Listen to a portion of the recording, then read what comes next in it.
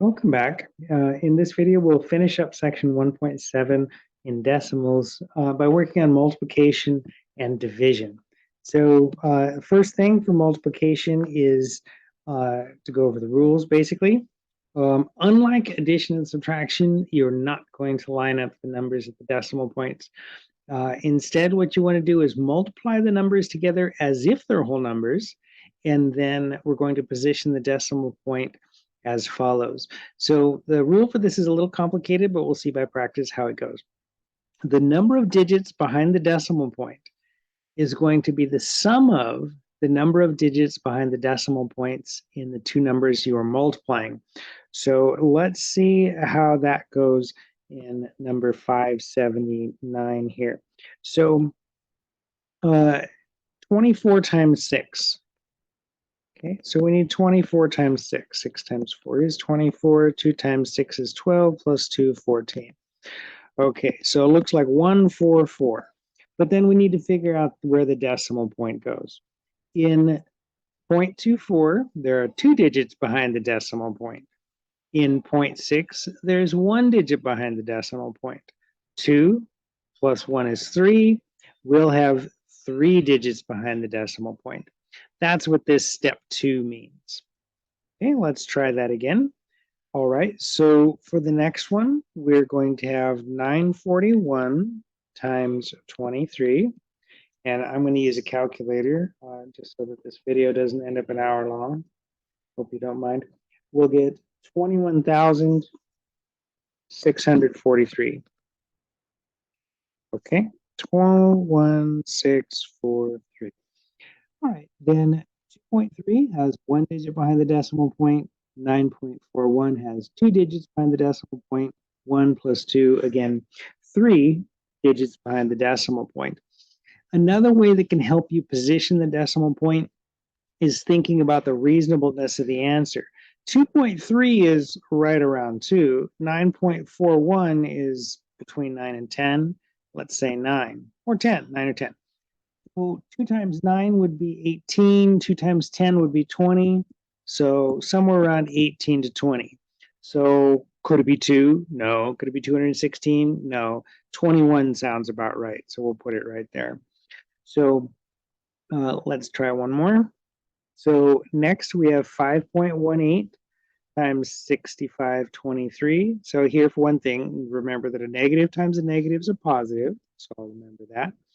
And then I'm going to multiply 518 times 6,522. If you're doing this part by hand, this is going to be the time-consuming, error-prone part. We'll get 33789. Sorry, I did an error there. Sorry. Okay, try that again. 3378396. All right. So 3378396. All right. So now 5.18 has 2 digits behind the decimal point. 65.3 has 2 digits behind the decimal point. 2 plus 2 is 4. We should have 4 digits behind the decimal point. Also, this number is right around 5. This number is like 60. 5 times 60 would be like 300. So I'm not surprised that it's 337. Okay, and then let's see what else would be good. All right, we can go ahead and do both of these. They don't take very long. So 5245 times 8. 5245 times 8 is 41,960. 41,960. Okay, 0.08 has 2 digits behind the decimal point. 52.45, 2 digits behind the decimal point. We should have 4. Okay, for 1,000 times 55.2, when you're multiplying by a power of 10, our life is basically a little easier. So 55,000 should be 55,200. So there's that. Or if you like 500, this is really the kind of more painful way of doing it. 1,000 times 552, that's 552,000. And then you would need 1 digit behind the decimal point, which gives you 55,100.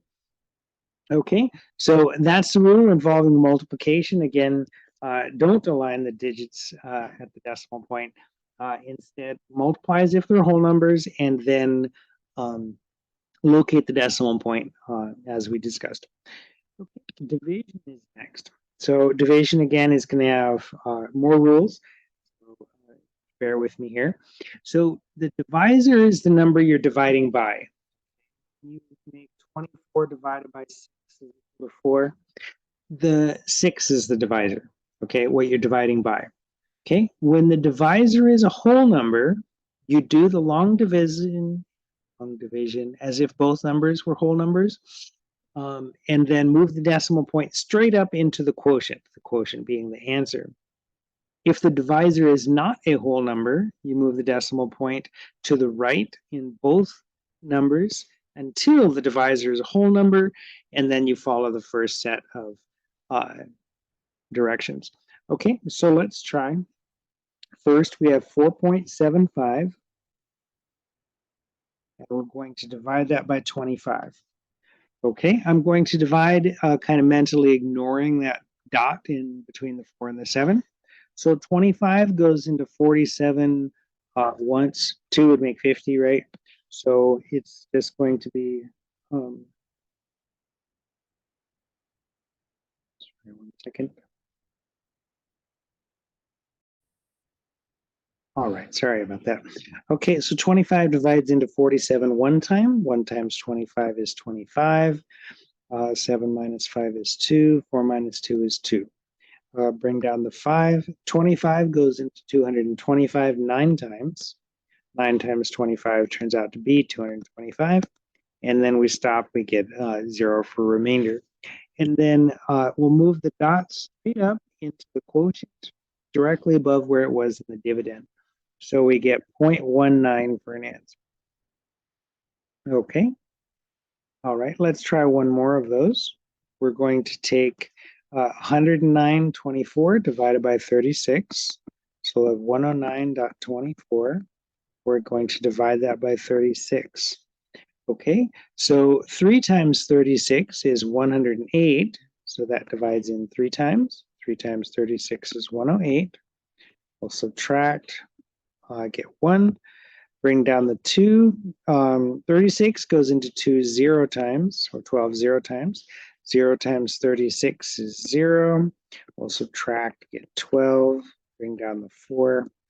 And then finally, 36 divides into 124. It should be 4 times. Okay, and then 4 times 36 is 124, and then we're done. So once again, the dot will move straight up into the quotient directly above where it was in the dividend. Okay, so we'll get $3.04. The original number we're dividing was in dollars, so it's $3.04. Okay, let's try some more. This time you'll notice that the divisors are not whole numbers. Okay, let's take 599 first. So here there's, okay, you can remind me, $1, 1.44 divided by negative 0.3. We have a positive divided by a negative, so it's going to end up being negative. Okay, I'll have to remember that because it's easy to forget. So now we've got 1.44 divided by 0.3. The divisor has a digit behind the decimal point, so we're going to move the decimal point 1 place to the right. So we'll have 14.4 divided by 3. That movement of the decimal point 1 place to the right corresponds to multiplying the numerator and denominator of this fraction by 10. And that's what allows us to do that step. Okay, so now we'll have 14.4 divided by 3. 3 goes into 14 4 times, making 12. We'll subtract and get 2. Bring down that 4. 3 goes into 24 8 times. And then the dot will travel straight up once again into the quotient, giving us 4.8. So again, this thing was supposed to be negative, and so we should end up with negative 4.8 for that. Okay, so Also, recall that we moved the decimal point one place over in the numerator and denominator. You don't have to do anything like move it back once we're done. Okay, once we're done, we're done. Okay, so then the next thing that we'll do, we'll go ahead and do these two. I'm going to erase some of this so that we have room to work. Okay, so let's do the last. All right, so let's try 602. Here we have negative 1.15 divided by negative 0.05. There we have a negative divided by a negative, so I'm going to end up with a positive answer. And we have, in the number we're dividing by, have 2 digits behind the decimal point. So we have basically 1.15 divided by 0.05. We're going to move the decimal point over 2 places in both numbers because the divisor has 2 digits behind the decimal point. This gives us 115 divided by 5, and that's going to be 23. So on this one, our final answer is just 23. Notice that this time it came out just to be a whole number. Okay, so next up we have 11 divided by 0.55.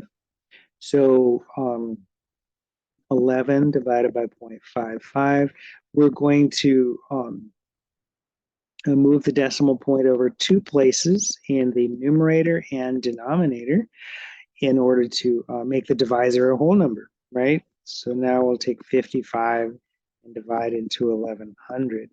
Okay, 55 divides into 110 2 times, making 110, and that will leave us 0. We'll bring down our final 0, which gives us finally 20 for that.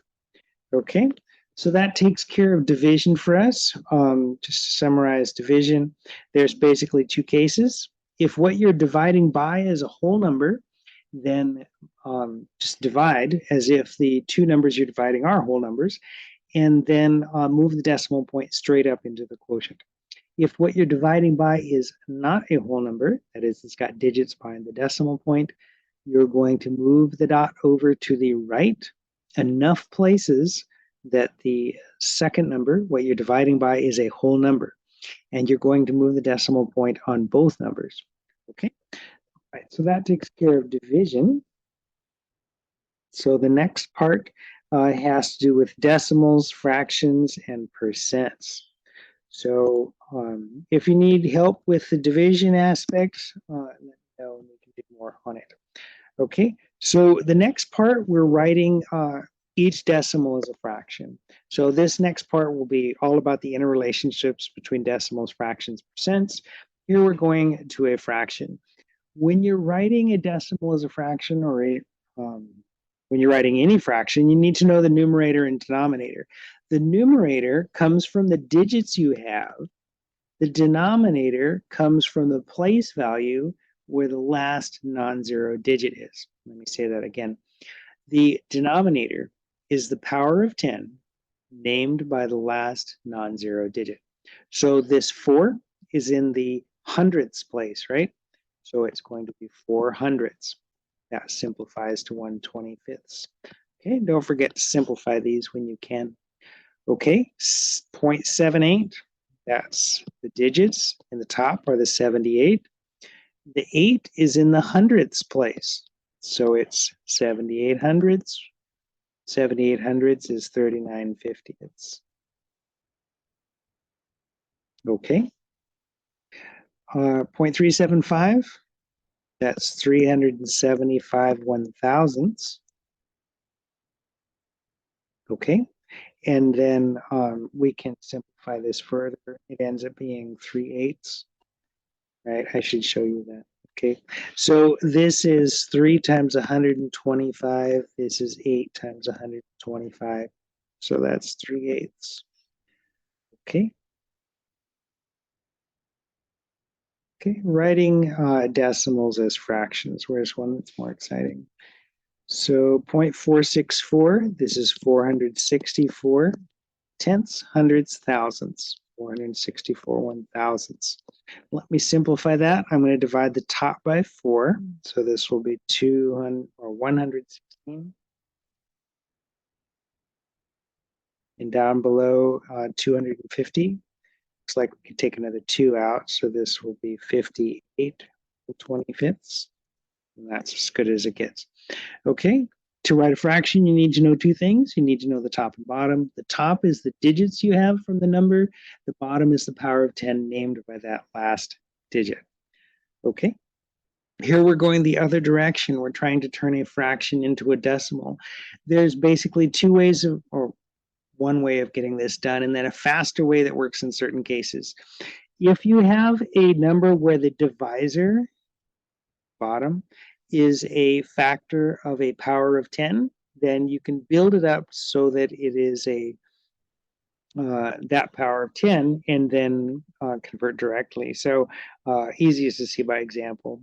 Okay, 20, what's a power of 10 that 20 divides into? 20 divides into 100. What do you need to multiply 20 by to make 100? You need to multiply by 5. We're going to multiply the top and bottom by 5. That will give us 85 over 100, and 85 100ths is 0.85.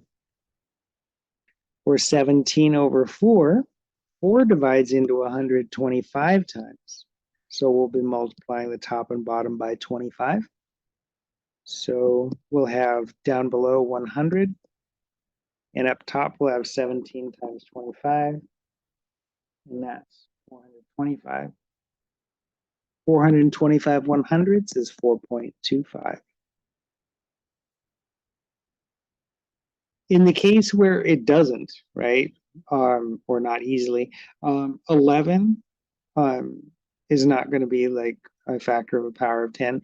And so in that case, you're kind of stuck doing the division. So if 15 divided by 11, 11 goes into 15 one time, and then 1 times 11 is 11, that's 4. 11 goes into 40 3 times, make 33. We'll have a difference of 7. There's 6, 66, 4, and it's going to repeat, right? All right, so it ends up being 1 point as a decimal, 1.36, 36, and so on. How you show repeating is you can show enough of the pattern to illustrate that it does repeat. This one looks like it repeats in 0.363636, or you can put a bar on top. So you could write 1.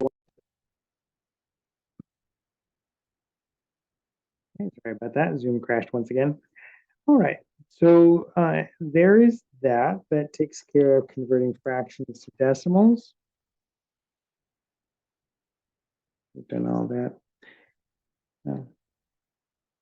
All right, so then the last piece is percents to decimal. Unfortunately, these are pretty straightforward. These involve just moving a decimal point one way or the other and either adding or discarding a percent sign. To change from a percent to a decimal, you're going to get rid of the percent sign and move the decimal point 2 places to the left. So this will be 0.01 for 1%. For 71%, throw away the percent sign, making 71, and then move the dot 2 places to the left, making 0.71. Okay, 39.3% looks like 39.3. 2 places to the left, 0.393. 63%, that's 63.0. We'll move the dot 2 places to the left to get 0.63 as a decimal. To change from a decimal to a percent, we're going to do the exact same steps in reverse. We'll move the decimal point to the right by 2 places. So our 1.56 here will turn into 156, and then we'll tack on a percent sign. Okay, down below, 0.0875 will become 8.75, and then put on a percent sign. Okay, up top 640, we have 0.03, that will become 3%. Move the dot 2 places to the right, put on a percent sign. Okay, 647, 2.254, this will be 225.4%. Okay, that takes us finally to the end of our section on decimals. There's been a lot in here. If you need help with a particular topic, let me know. Make sure also that you're reading the textbook because it does go into some detail there as well. So know if you have any questions. And then in the meantime, have a great day.